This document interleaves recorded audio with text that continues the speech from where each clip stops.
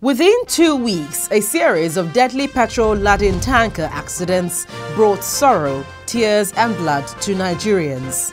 This happened at a time when the nation was finding a solution to long queues that trailed petrol stations across the country. This week's edition of the program examines the contending issues.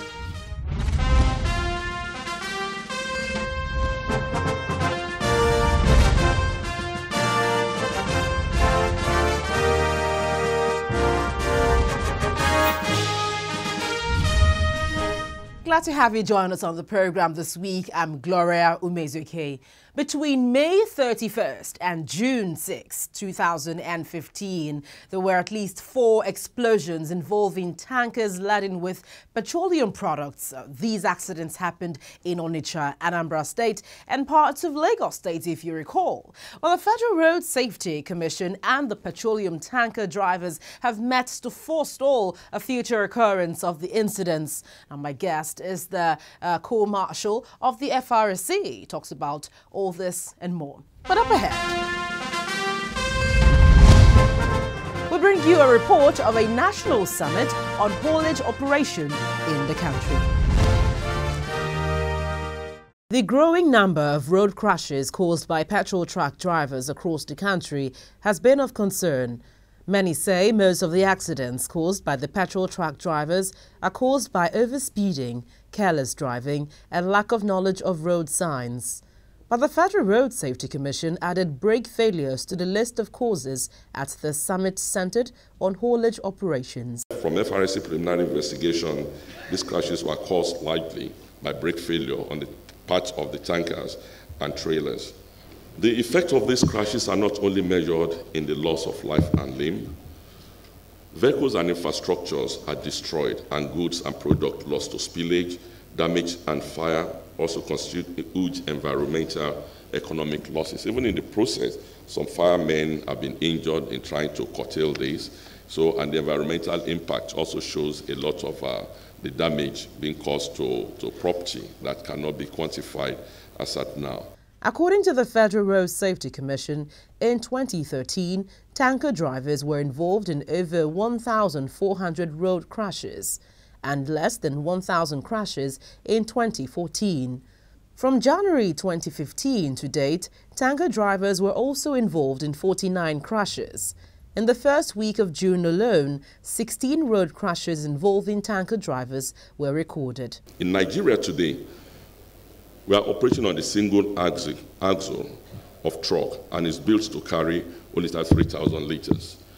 But presently we have seen some sharp practices in which some tankers are 66,000, they are doubled, 66,000 liters.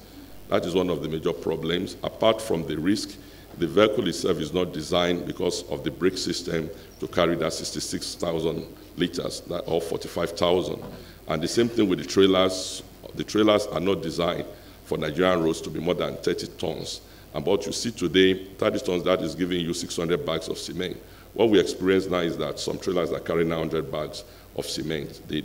Our own vehicles, they are not designed for the double axle. So when you have a single axle carrying 66,000 liters of fuel or 900 bags of cement, then you can imagine, because the alignment, the synchronization is not there again, there's no way in which the thinking distance, which is the braking distance and the stopping distance, can easily be corrected. That is one of the problems. Another cause of road crashes involving tanker drivers is the poor state of vehicles. The Vehicle Inspection Office is held responsible for ensuring that the tankers are roadworthy. We can no longer continue to allow rickety and unroadworthy trucks or tankers to ply the highways. Our union is already collaborating with FRSC in this directive at introducing a new device that will detect drug abuse while driving, and similar agree that every tanker should have speed limiters and reflectors on their vehicle before September 1st, 2015. The usual vehicle inspection is the statutory responsibility of the state, not the Federal Road Safety Corps. But